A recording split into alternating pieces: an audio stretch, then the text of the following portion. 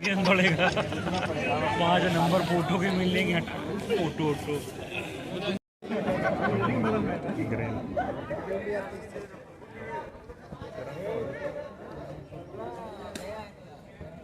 ये चलो भाई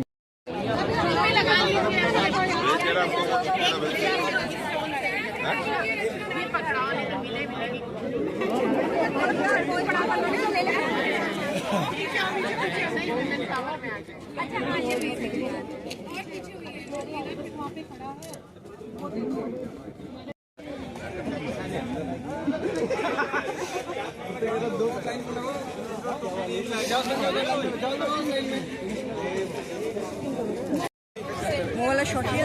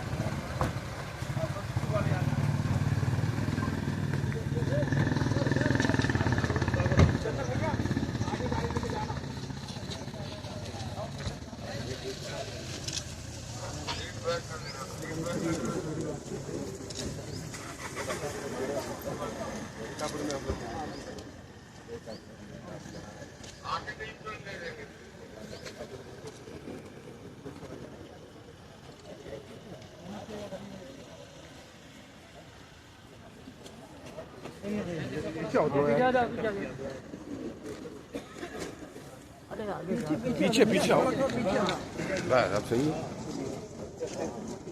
तो नीचे थोड़ा ऐसे आप यहाँ तक आइए ठीक है आगे बढ़ते रहोगे आगे बढ़ते जय जय स्वदेशी जय जय स्वदेशी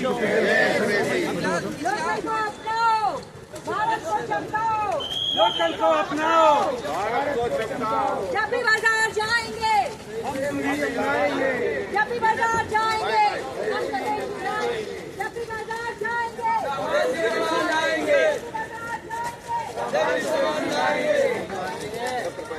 पीछे पीछे पीछे पीछे थोड़ा पीछे आ जाओ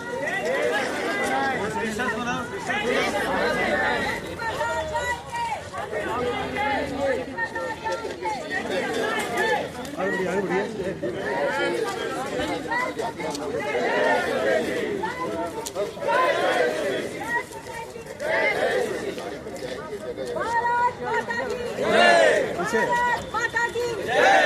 अन्य जगह का हमने खाया वस्त चाहते इसकी रक्षा कौन करेगा? हम करेंगे हम करेंगे हम कैसे करेंगे? हमसे करेंगे हमसे करेंगे कैसे करेंगे? हमसे करेंगे हमसे करेंगे हमसे करेंगे जब भी बाजार जाएंगे जय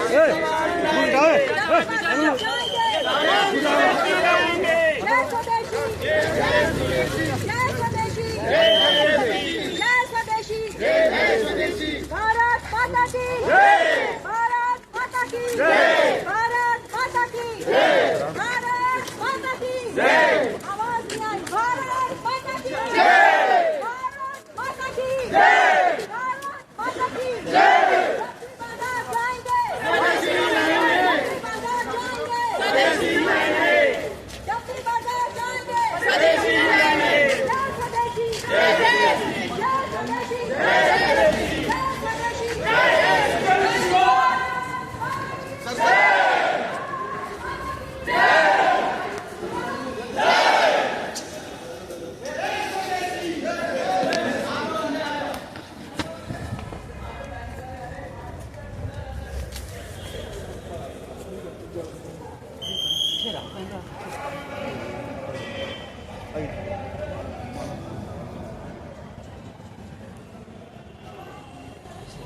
आबादी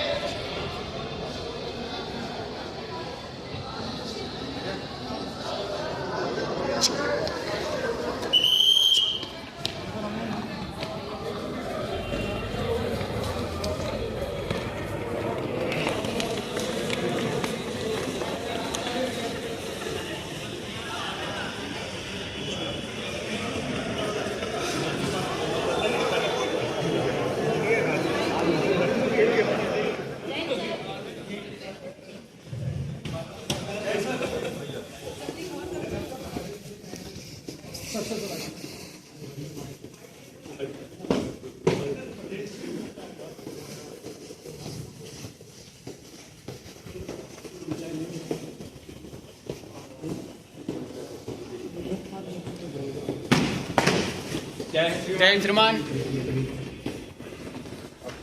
आप सभी लोगों से निवेदन है कृपया अपना स्थान ग्रहण करें। मुख्य अतिथि जी का सभागार में प्रवेश हो रहा है। सभी लोगों से निवेदन है कृपया शांति बनाए रखें और अपना स्थान ग्रहण करें। हमारे मुख्य अतिथि जी सभागार में प्रवेश कर रहे हैं।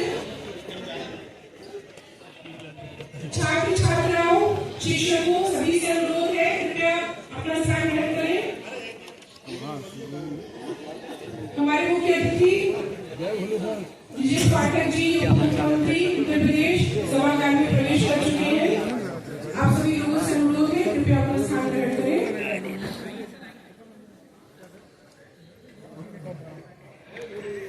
मैं माननीय श्री कश्मीरी लाल जी, प्रोफेसर नवीन कुमार अरोड़ा जी और कुल सचिव डॉक्टर अश्विनी कुमार सिंह जी से अनुरोध करती हूँ कि कृपया आप लोग मंच पर अपना स्थान ग्रहण करें। सभी छात्र छात्राओं से निवेदन है कृपया मंच पर अपना स्थान, कृपया अपनी अपनी सीट पर बैठ जाइए जिससे कार्यक्रम को प्रारंभ किया जा सके। सभी लोगों से अनुरोध है कृपया बैठ जाइए।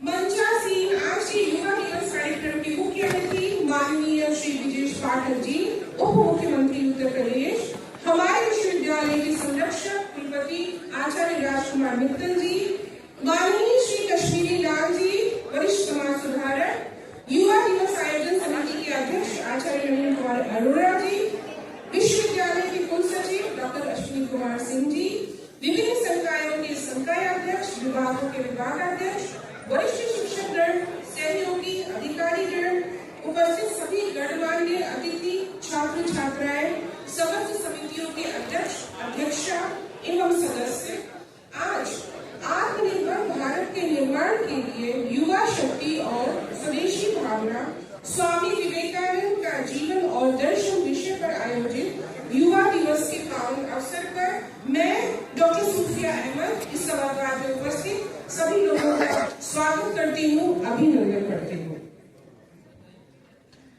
अब मैं आज के कार्यक्रम को औपचारिक रूप से प्रारंभ करने के लिए मंचासीन अतिथियों से विनम्र निवेदन करती हूँ कि वे पावन दीप को प्रज्वलित करके और महान अम्बेडकर जी और स्वामी विवेकानंद जी को पुष्पांजलि अर्पित करके हमारे देश की प्राचीन गौरवशाली परंपरा के अनुसार कार्यक्रम की विधिवत शुरुआत करें। सैनी जी आप प्लीज बैठिए। Thank you. माल्यार्पण और इस अवसर पर मैं कवि गोपाल दास नीरज की कुछ पंक्तियां प्रस्तुत करना चाहूंगी कि जलाओ दिए पर रहे ध्यान इतना, जलाओ दिए पर रहे ध्यान इतना, अंधेरा धरा पर नहीं रहना जाए। नए ज्योति के घर नए पंख झलके, बड़े बड़े मिट्टी गगन स्वर्ग छूले, लगे रोशनी की झड़ी झूम ऐसी, निशा की गली में तिमिर रात भूले, खुले मुक्ति का वह किरण द्वार जगमग, उषा जा ना पाए निशा आना पाए, जलाओ दिए पर रहे ध्यान इतना, अंधेरा धरा पर कहीं रहना जाए।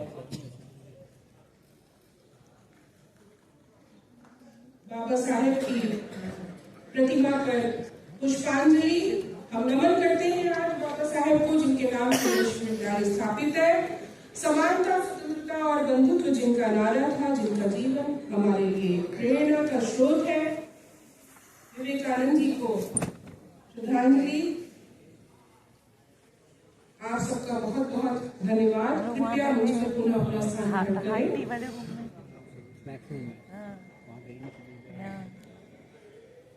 ऐसे तो मेरी कागज में नहीं आए थे कॉन्फ्रेंस, दौड़ के आ गए तो तब तक संजय सर नहीं आ पाए थे यहाँ, जबकि हम संजय सर सबसे विनती करती हूँ कि आप सभी लोग अपने स्थान पर खड़े हो जाए।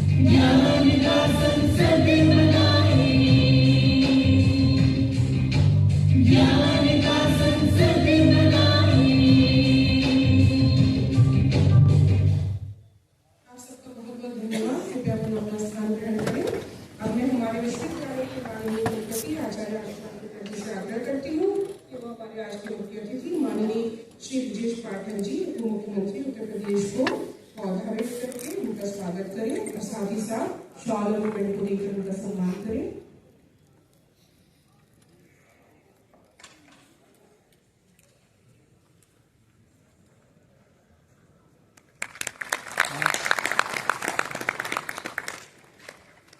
पौधा विश्वविद्यालय की तैयारियों की दर्शाता है। आपका स्वागत है।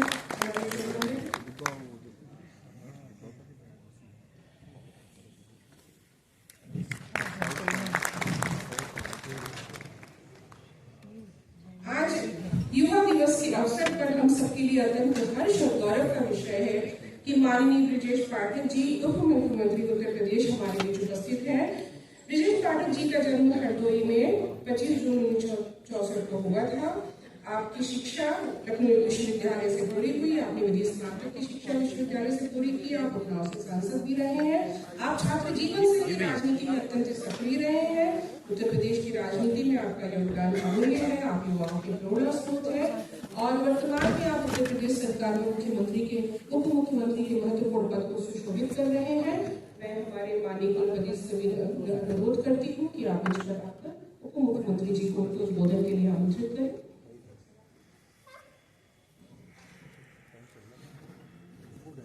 युवा दिवस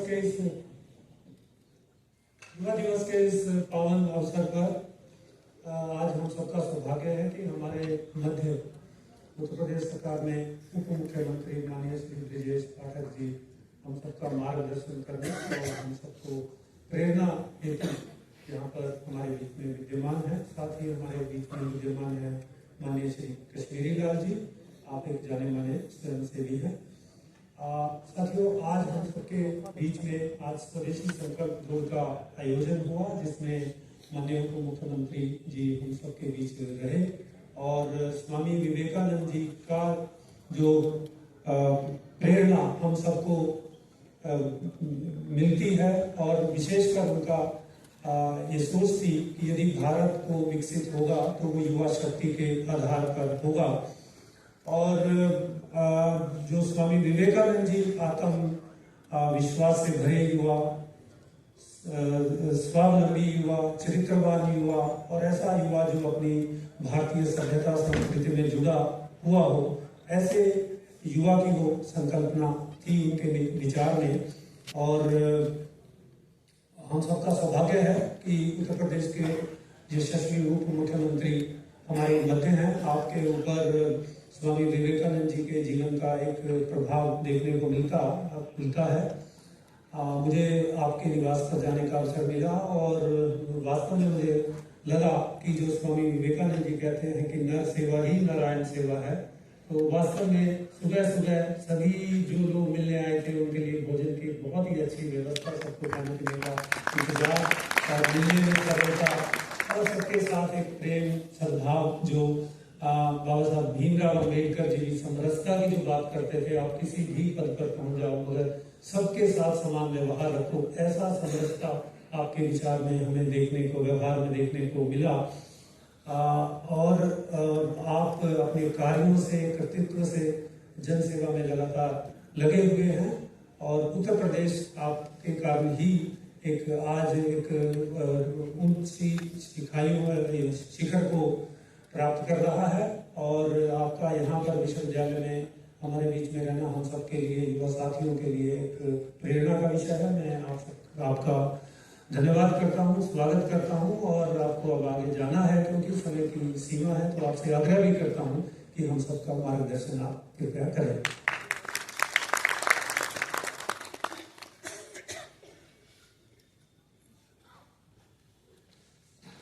भारत माता के जय, भारत माता के जय, भारत माता के जय।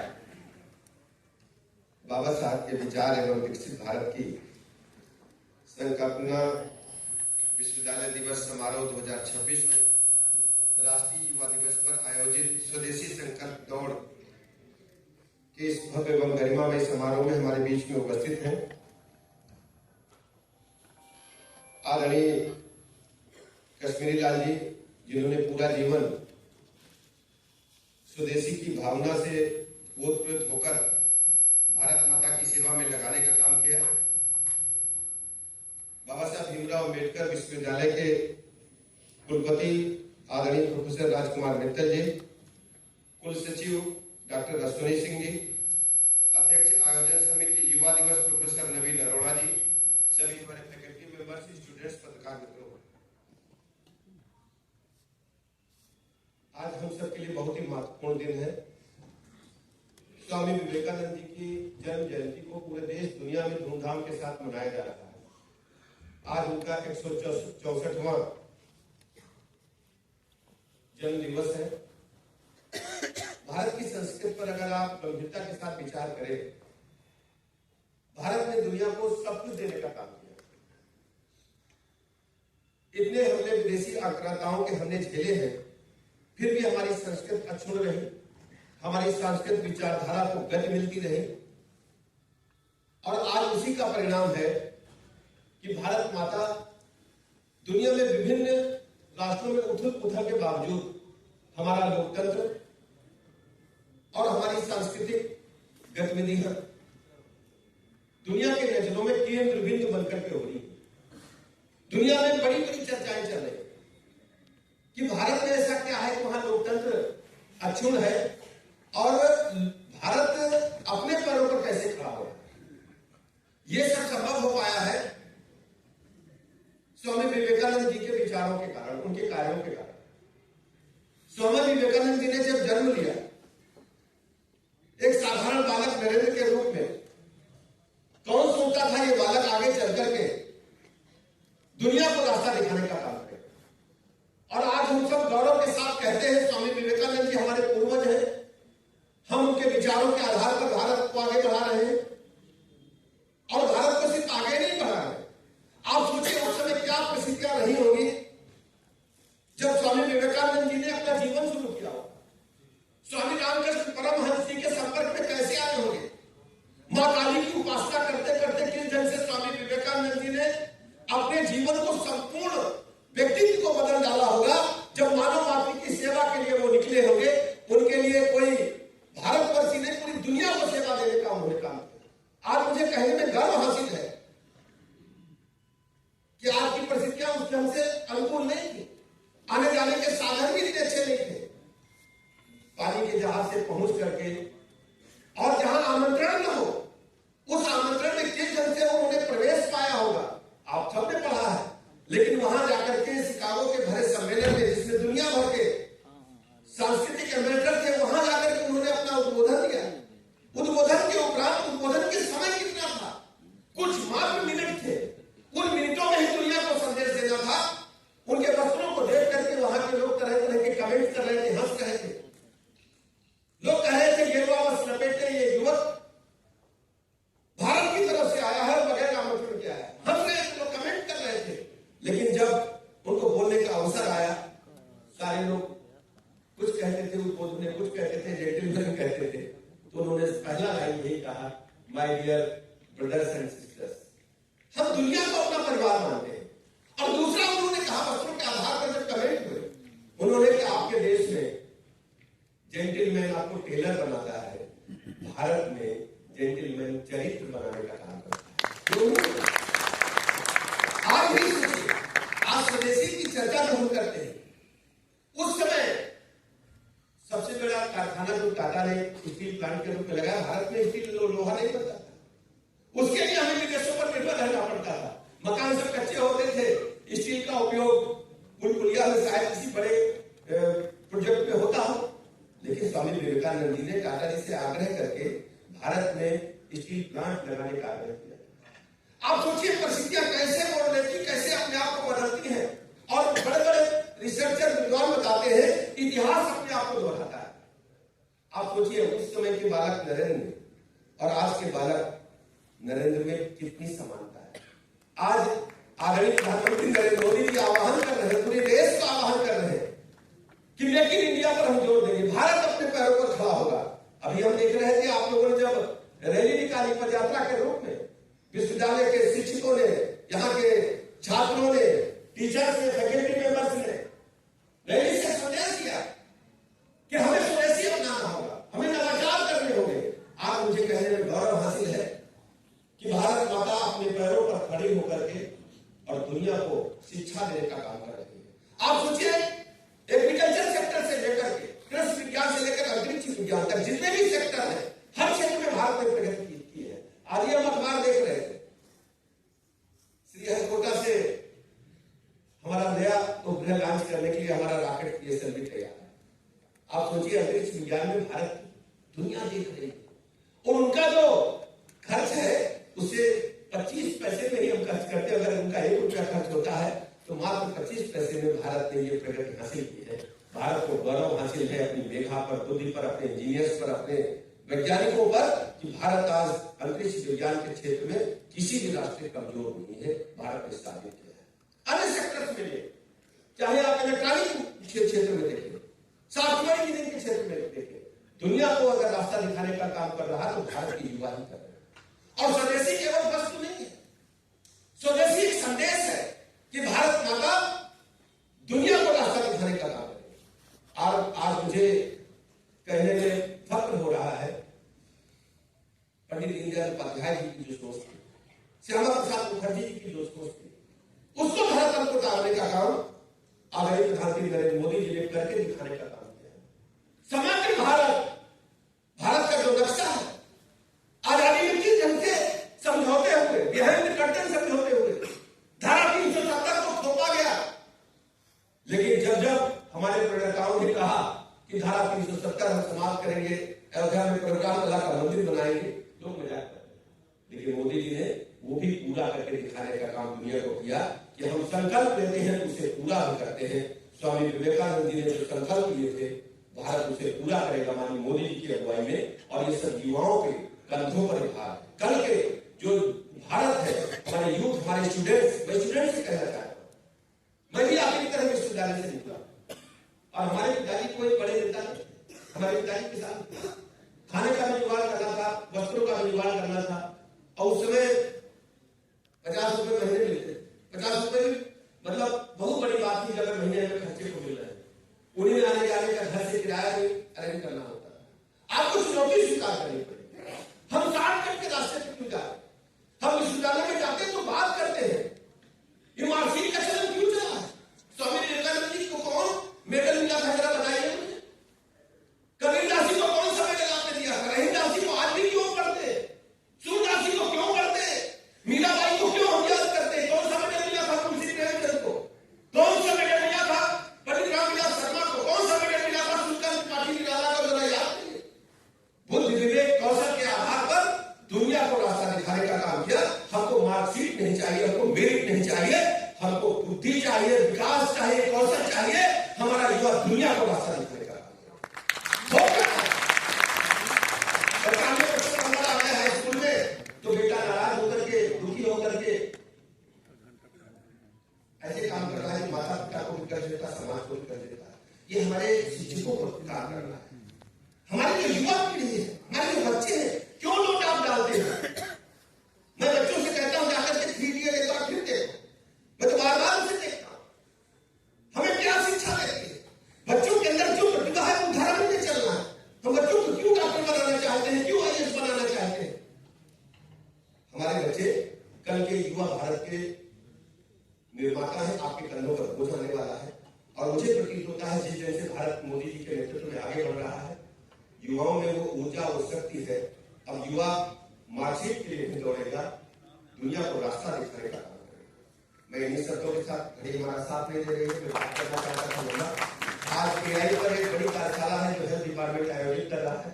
माननीय मुख्यमंत्री जी 10-20 को हम पहुंचने वाले, यहाँ से 15 मिनट का रास्ता भी है सेंट्रल होटल में, तो प्रोटोकॉल के कारण मुझे पहले वहां पहुंचना होगा।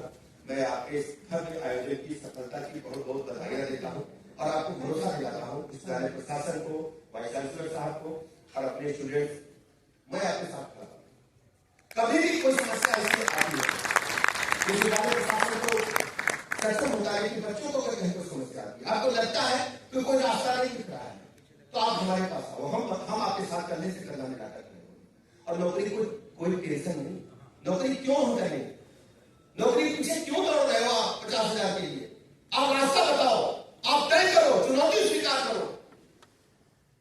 आप देख रहे हैं कि यूपी के उद्योग पूरे देश दुनिया में तहका मचा रहे, अपना उद्योग लगाओ और लोगों को रोजगार दो, और कहीं कोई बात पूछे तो हम साथ करें। नौकरी नहीं देना है, हमें तैयारी करनी है, दुनिया को रास्ता दिखाना है। युवा में ही ताकत है कि अपने भारत को स्वदेशी अपना करके देश दुनिया को रास्ता दिखा सकता है। इन्हीं लक्ष्यों के साथ आप सबका बहुत बहुत आभार, अभिनंदन, मैं बहुत बहुत बधाइयां देते हुए सफल आयोजन की आप सबको पुनः स्वामी विवेकानंद जी के जन्म जयंती की बहुत बहुत बधाइयां देता हूं। बाबा साहब भीमराव अम्बेडकर जी को नमन करता हूं।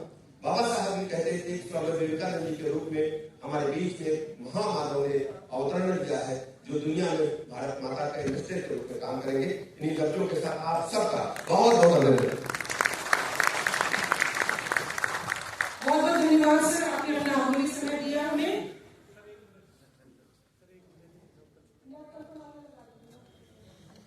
सर बहुत बहुत धन्यवाद सर। बस 2 मिनट सर, हमारे सेक्शन 8 कंपनी का अनावरण हो रहा है, इसी सबको बताएं। स्वामी विवेकानंद जी युवाओं को सशक्त करना चाहते थे, स्वावलंबी बनाना चाहते थे, आत्मनिर्भर बनाना चाहते थे, चरित्रवान बनाना चाहते थे, उनको अपने पैरों पर खड़ा करना चाहते थे। इन्हीं सभी उद्देश्यों की पूर्ति हेतु विश्वविद्यालय ने एक नया कदम उठाया। नव कल्पना के नाम से एक सेक्शन 8 कंपनी की स्थापना की। आज मैं माननीय मुख्यमंत्री माननीय श्री केशरीलाल जी का आग्रह करता हूँ कि आप इसका उद्घाटन करें, आप इसको शुरुआत करें और यह कंपनी युवाओं में शक्ति प्रदान करेगी, उनको रास्ता दिखाएगी, उड़ान उनको देगी, ताकि एक विकसित भारत का निर्माण वो कर सके।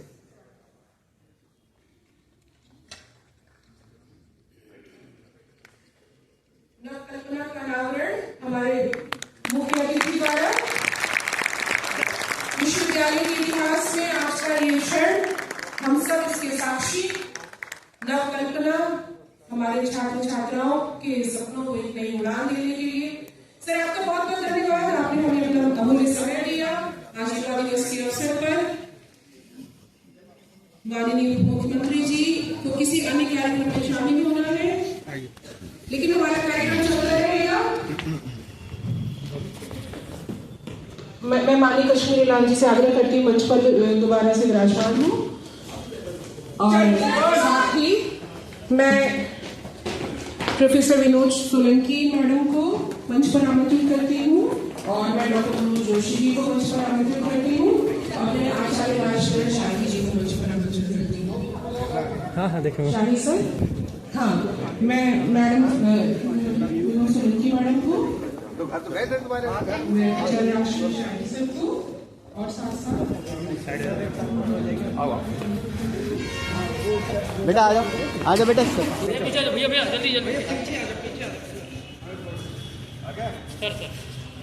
Thank you. अबे भैया एक फोटो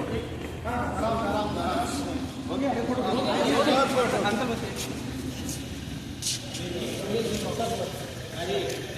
घर आइए, चलिए ठीक है।